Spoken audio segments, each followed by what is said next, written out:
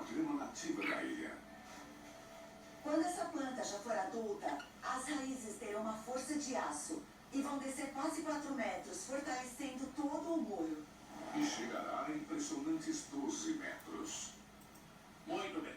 De acordo com os hidrólogos e com os havaianos, a água pode chegar a essa altura a cada 100 metros. Nós subimos acima e além das inundações centenárias perigosas. O formato que ele fez no muro, aquele formato meio triangular, encheu a parte de trás com terra. Nós ficamos impressionados. Quando você pensa no Havaí, pense em como ele é lindo e como ele é grande. Você também pensa na mãe natureza e percebe o quanto insignificante você é. No dia seguinte, a saída